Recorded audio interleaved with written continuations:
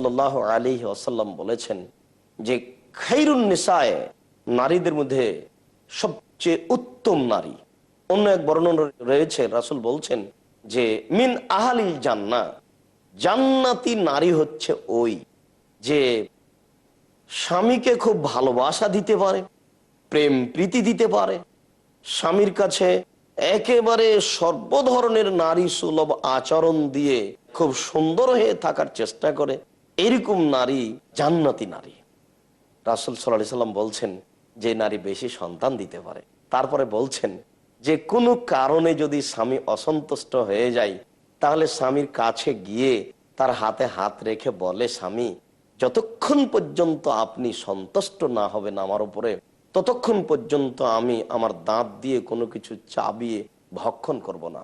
এইরকম বৈশিষ্ট্য যে নারী পেশ করে, সেই হচ্ছে সবচেয়ে উত্তম নারী, আর সেই হচ্ছে জান্নাতি নারী।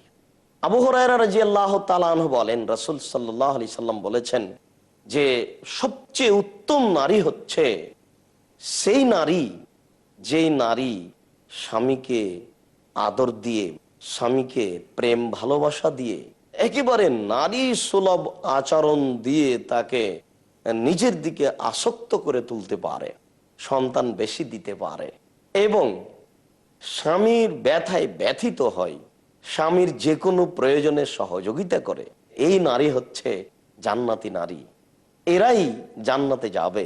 তাই তো রাসূল সাল্লাল্লাহু আলাইহি সাল্লাম বলছেন যে আল মারআতু ইজা সাল্লাত খামসাহা ওয়া সামাত সাহরাহা ওয়া হাসানাত ফারজাহা ওয়া আতাত বালাহা ফালতাদখুল মিন আবওয়াবিল জান্নাতে মিন আইয়া আবওয়াবিল জান্নাতে শাআত। কোন স্ত্রী যদি 4টা কাজ করতে পারে, তাহলে সরাসরি জান্নাতে যাবে। 1, 5 ওয়াক্ত সালাত আদায় করবে। 2, রমজান মাসে সিয়াম পালন করবে। 3, স্বামীর আনুগত্য করবে। 4, অন্যায় থেকে, অশ্লীল কাজ থেকে নিজেকে হেফাজতে রাখবে। সম্মানিত দর্শক মন্ডলী, আমরা এ হাদিসে বুঝতে পারছি যে 5 ওয়াক্ত সালাত আদায় করতে স্ত্রী পারেই, রমজান মাসে সিয়াম পালন করতে পারেই, নিজেকে কন্ট্রোলে রাখতে পারেই, চেষ্টা করলেই পারবে। কিন্তু হতে পারে সর্বদা স্বামীকে মূল্যায়ন করা, তার আনুগত্য করা।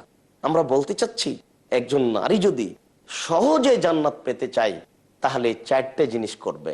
সম্মানিত দর্শক মন্ডলী, আমরা আপনাদেরকে অনুরোধ করছি, সারা বিশ্বের পিস টিভির দর্শক মন্ডলীকে আমরা বলছি যে আপনারা এই বাক্যটি আরো 5 জন নারীর কাছে পৌঁছে দেন, যে নারীদের জান্নাত সহজেই, তারা যদি এই কাজ 4টে করতে পারে, তারা সহজেই জান্নাতে চলে যাবে। রাসূল সাল্লাল্লাহু আলাইহি সাল্লাম তাদের এ ব্যাপারে জান্নাতের কথা খোলাখুলি বলেছেন। এই কারণে রাসূল সাল্লাল্লাহু আলাইহি সাল্লাম বলেছেন, আমি যদি কাউকে সিজদা করতে আদেশ করতাম আল্লাহ ছাড়া, তাহলে নারীকে তার স্বামীকে সিজদা করতে বলতাম। স্বামী নারীর একটা দামি সম্পদ।